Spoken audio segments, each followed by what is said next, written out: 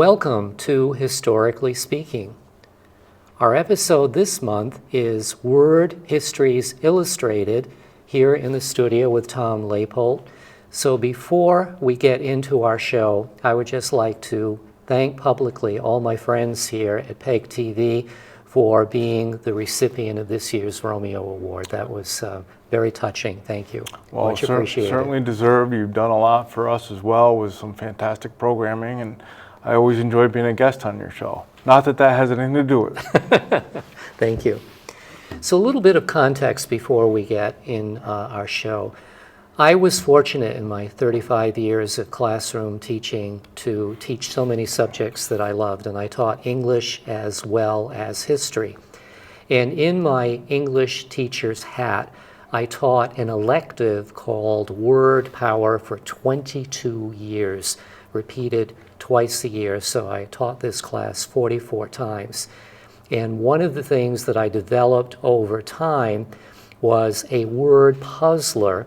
At the start of class, the kids would come in and I would show them a picture and they would try to guess the word. And there was hardly ever a time that someone didn't get it. So as we look at these illustrations, which I'm sure that you will get, the challenge to our viewing audience is going to be, can they solve it before Mr. Leypoldt does? Okay. All right, so here we go. And, you know, you say, historically speaking in words, we tend to forget sometimes that words have history, Right. just like anything else. So here is our first word association. So you see this, and what do you think of? I think of Fantasia when I see that. Okay.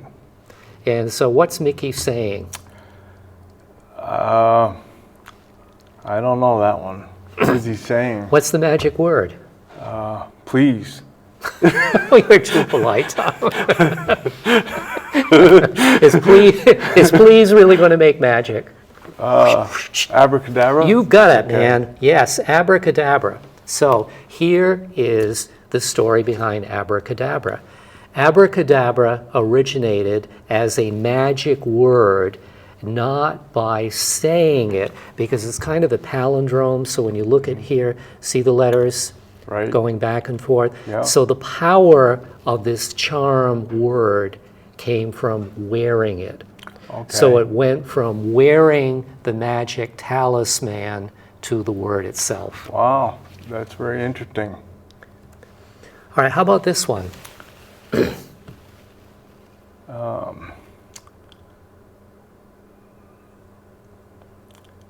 Wow. How about, all right, here's a clue.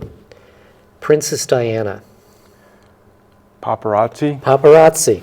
So here is the story behind paparazzi.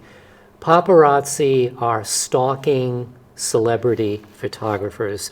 One is a paparazzo, many of them are paparazzi.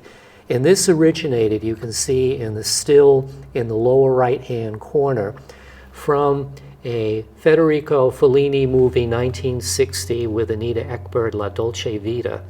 And there was a photographer in the movie, and his name was Signor Paparazzo, and he was stalking Anita Ekberg. And the Italian viewing audience laughed because in Italian dialect, a paparazzo is an annoying, stinging insect. So the kind, you know, we're worrying about mosquitoes right now. So that was the joke. So there's where a character in a movie got applied to a celebrity photographer. That's a fitting description for sure. Yep. Now, the clue here is 7 days.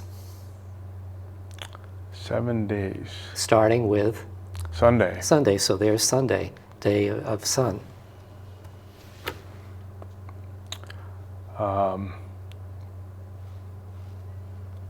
Sunday to Saturday? Monday. Monday. Monday, day of the moon. Now here is the thing. Oh, Monday, day of the moon. Okay. Yeah, day of the moon. Yeah. And in French it's lundi, lunes in Spanish. Now,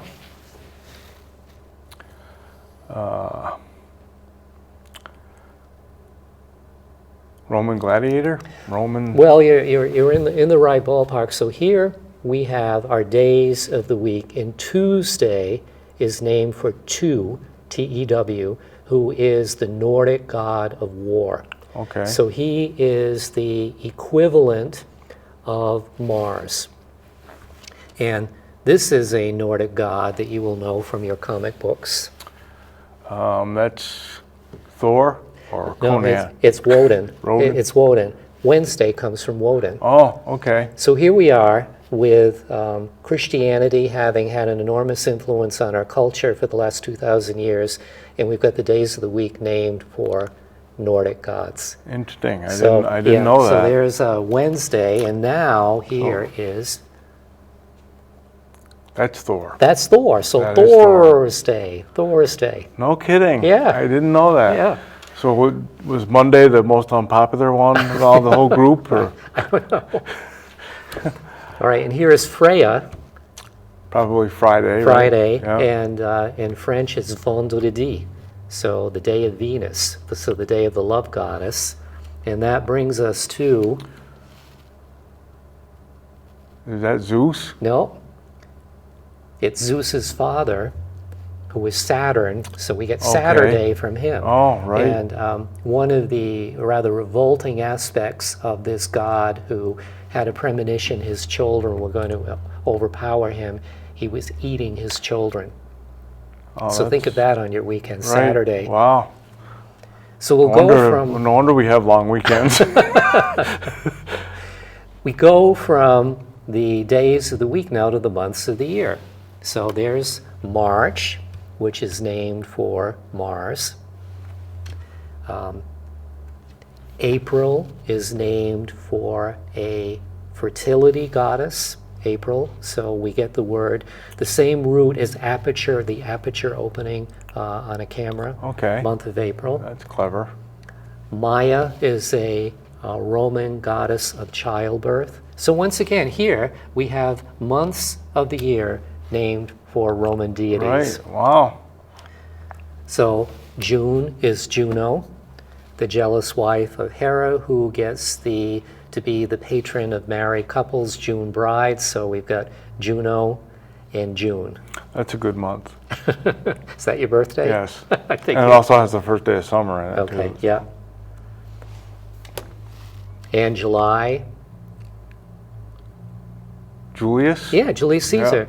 Pretty good to name a month after yourself. So we have 2 months of the year that are named for two people in the same family. So here's Julius Caesar, who organized the best calendar up to that point. So he named the calendar after himself, the Julian calendar.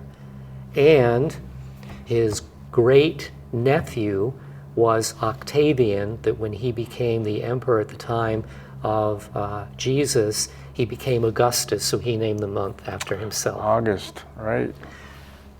Now, what strikes you strangely, here we are in September, what's strange about September? September is the 9th month, and there's a number 7 there. Right. And so where do we start? We start with January. No, right? we didn't start with January, we started with March. Oh, that's because right. in the Roman Yeah, world, they that's right. started in March. Right. So here we have something that's been out of sync for 1,500 years because we start the year in January, but September is still the 7th month in the Roman calendar. Oh, So you okay. think of all the sept words meaning for 7, like a septet, or the Harry Potter books were a septology. So good root word with that. And of course, October, October, yeah. octet, octagon, Right. octopus. Novem is the Latin word for 9, the 9th month. Novena, a nonagon is a 9-sided building. And then 10, December, decade, decim, decennial, lots of Decimal, deca yeah. decimal, yep. So then for January, January is named for a 2-headed deity, kind of a gatekeeper god named Janus. He looked forward and looked backwards.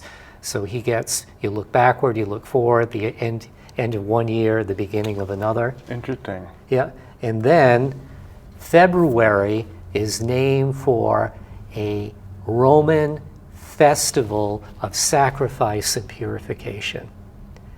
So again, we say these words all the time. We know them all our lives, but we really don't know the bizarre stories. Bizarre whatsoever, really, as you can tell. I had no idea. So going back to puzzlers here, these are two representations of the same thing. So you have here a parchment, and what do you think this is? That looks like someone counting days, maybe?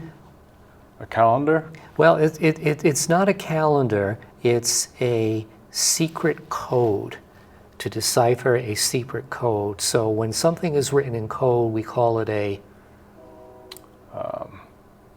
encryption? Yep. It's also a cipher. Okay. Okay. And a cipher comes from the Arabic word sifir, which means zero. So cipher and zero are the same root, because a cipher is something that is secret and has yet to be revealed. And in the Roman world, with Roman numerals, they had no zero. So zero was something odd and strange. I see. So sifir in Arabic, we get zero and cipher from them. That looks like a crest. A crest on a... Looks like a campus. Okay, it is a coin. It's a silver coin, and we have the village. It's in present-day Czech Republic, I see. and it's the village of Sankt Joachim, and they mined good silver coins there. So the coins that were mined in this town, they were called Sankt Joachim thalers. So then they dropped the Sankt Joachim and they became Dollars. dollars. Wow. So so thaler became dollar when it was picked up by the Spanish, and the dollar coins were in circulation in silver in present-day Florida. So there we are. That's the origin of dollar, all the way from the Czech Republic in the Middle Ages. In your mind, what would you think, what tips the scales that they get the whole world to start agreeing that that's what it's going to be called? Like with the calendar, how did they get the whole world to agree we're going to follow this? Well, I think it has to do with who's in power, and there is a inverse proportion of European countries that dominated. I mean, this is one of the controversial aspects of history in the 21st century. You have the whole idea of a second world and a third world. So a lot of these things come from the so-called first world countries, and it really, the naming patterns of things follows the course of empire. Very good question. Now you're going to love this one. That is a castle turret.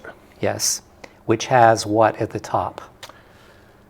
Usually weaponry, right? Okay, but if you look more closely, looks like a little shanty or a... No, not a shanty. It's got a clock there. Oh, I see. And Save the clock tower? it's a clock tower, and clock towers have what to tell time? Hands, minute hands, and Yes. hours. Yep. But if you're a peasant out in the field, Oh, bells. bells. So what would be the purpose of bells in a clock tower? And here is your clue that you're going to get this as a Rutland resident. 8:50 a.m., 8:50 p.m. That's like 10 to 9. Yes, it Yeah. is. Yeah. And what happens? We have the 10 to 9 horn here, right? It's called a horn, but it's a Whistle. whistle. Yeah. Come on. Siren. I don't know. 10 to 9. It is a curfew. Oh, okay. Okay, Yeah. so this is a curfew tower. And the word curfew comes from two French words, couvre-feu. So in the Middle Ages, when life was very dangerous and there were marauders and beasts outside the city, They would toll the bell at night. They would close the city gates, and they would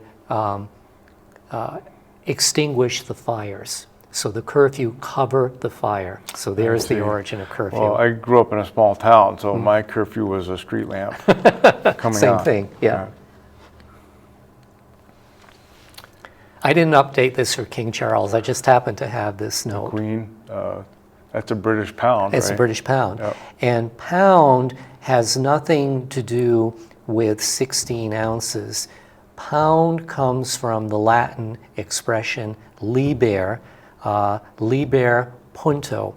So it is the pound, the weight of the scale. So that's the origin of pound. So whatever we say our weight is, and I haven't always been truthful with that, LB. Yeah, so I it's was the just same gonna thing. say, Yeah, that must be liber, why. liber punto. No kidding. Yeah.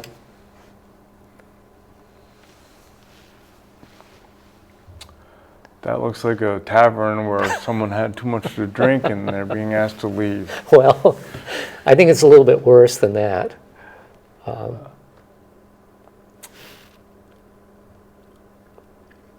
Or a fight, perhaps? Well, it's in a lunatic asylum, Okay. and the famous lunatic asylum in London was called the St. Mary Star of Bethlehem Lunatic Asylum.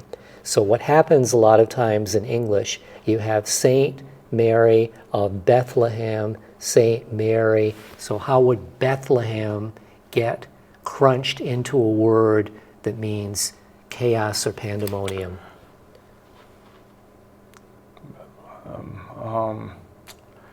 Bethlehem crammed into chaos or pandemonium. Yeah, so take Bethlehem and crunch it down. So Bethlehem into two syllables. Bedlam? Bedlam. This is Bedlam. So this is an illustration by the famous artist William Hogarth, who did satires in the 18th century, and this was his take on the lunatic asylum. So Bedlam, like you'd see here, is a word to describe chaos, disorganization. Wow.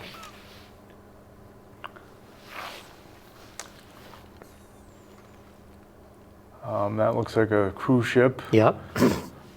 and people are out on the, what is that called, the deck? Yeah, Or- yeah.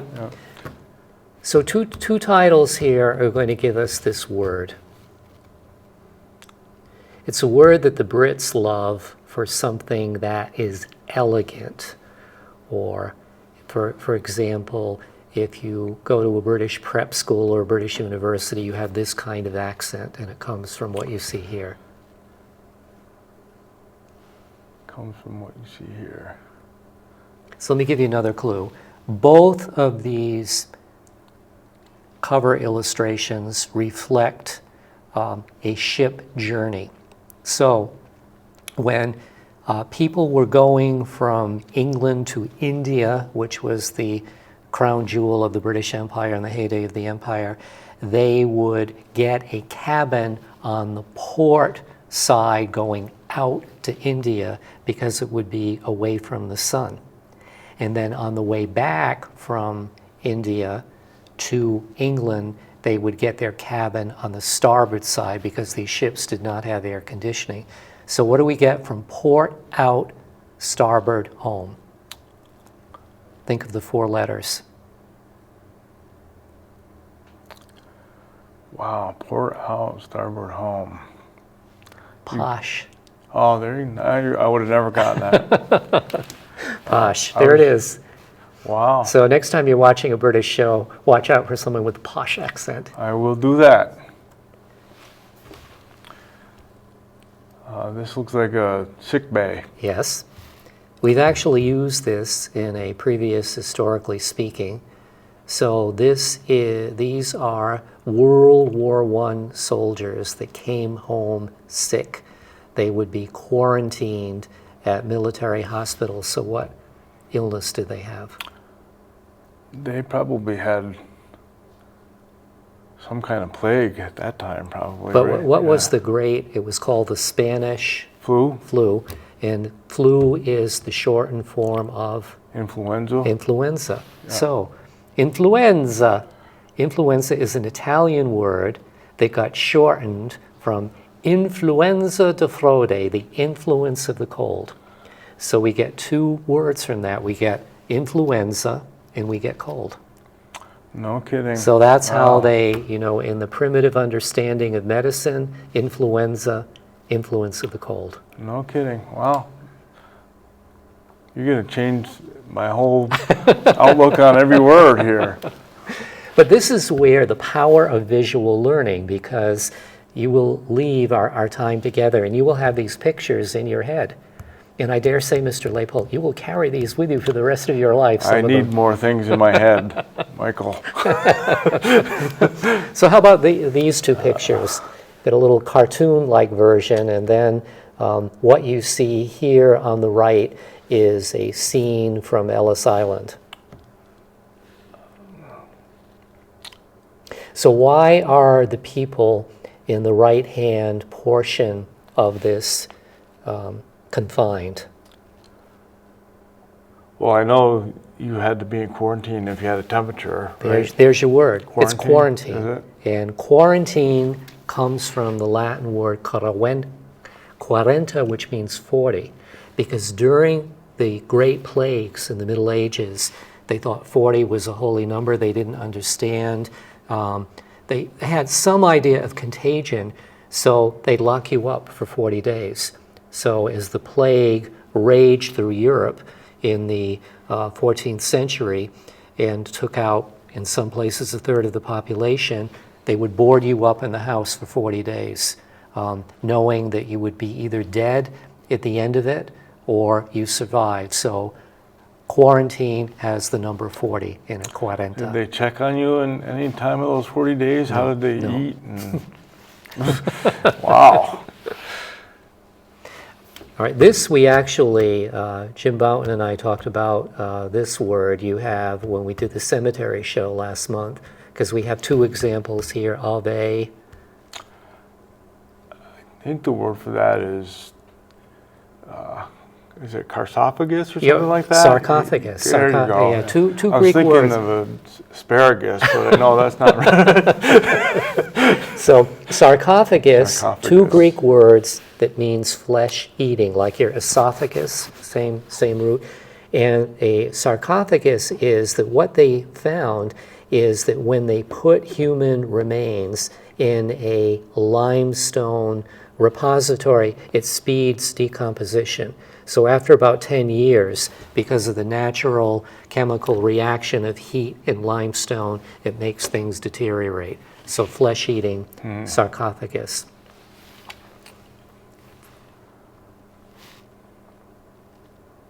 I would almost say that's nativity-like. It is, but it's in most instances it's 2 weeks after the nativity, January 6th. It is the 2 weeks after the nativity.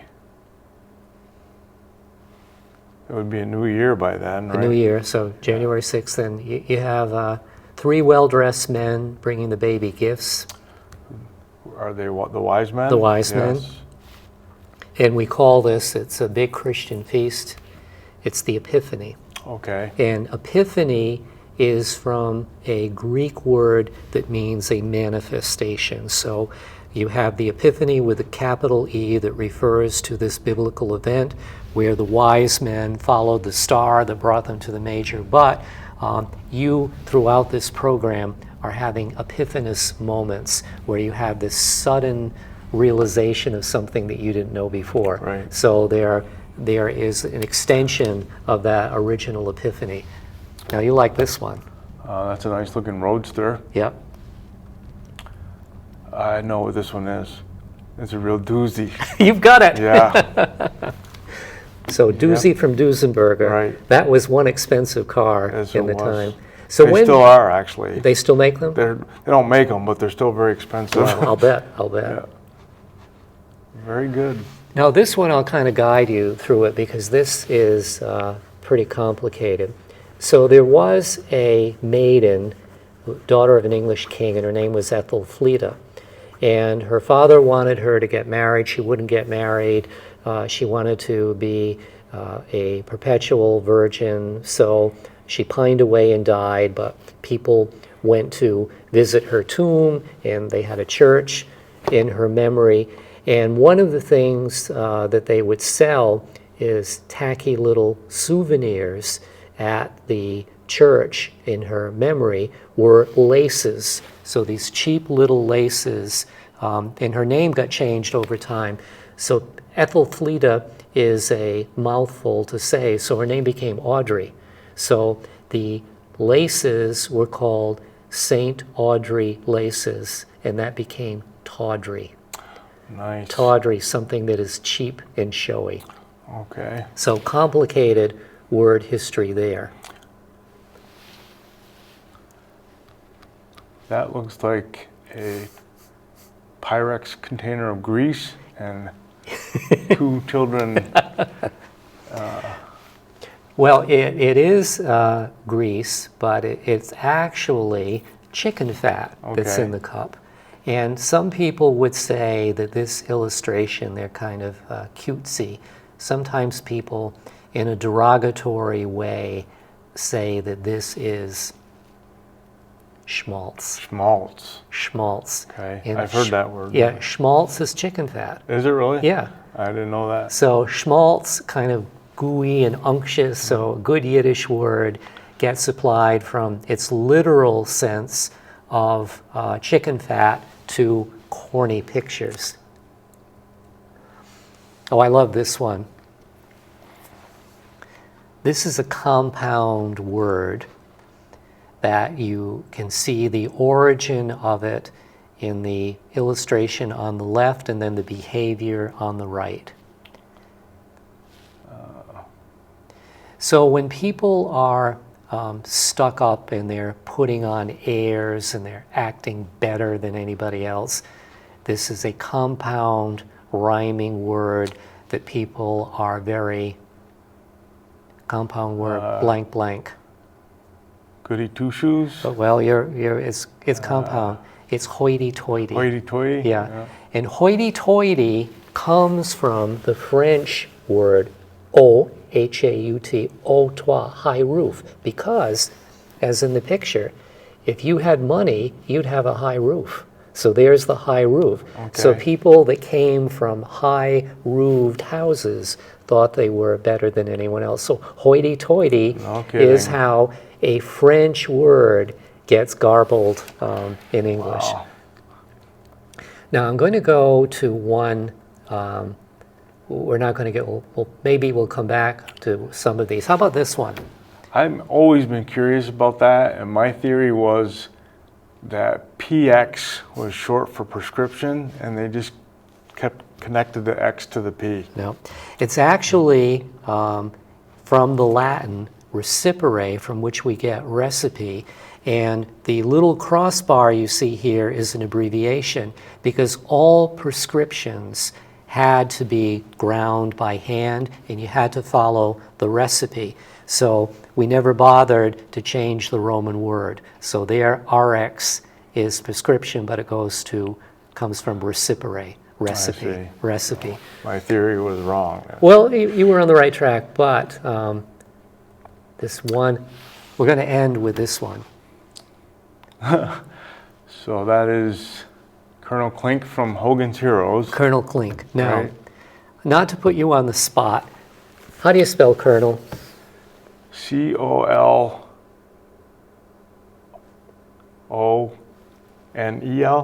Yep. Something like that? Yeah, you won the spelling bee. So, isn't it strange that we don't say colonel, it's colonel, because it originates from the Roman word for column, which is colonna, and then a division of the army was a column, like, the fourth column, the fifth column. So here's what happened. You have the colonel was the French word, colonel, but when the British picked it up, they said colonel instead. So here you have the spelling, which comes from the French and the Latin, but the British said it differently. So there's absolutely no rhyme or reason to why a word that begins with C-O-L is spelled C-O-R, Colonel. Colonel. But there it is. You have to know the history. And I knew you would know Colonel Klink. Yeah. So believe it or not, we only got to half of these. I could stay in here all day with you and do this. I enjoy this thing. As Well, you know what? We'll save some of these, Okay. and we'll come back to these in a couple of months because it is a lot of It's fun. fun, yeah. I so- like wordplay and like knowing the origin of yeah, stuff. So, yeah. Well, thank you. This is something different. My pleasure. Thank you. You're welcome.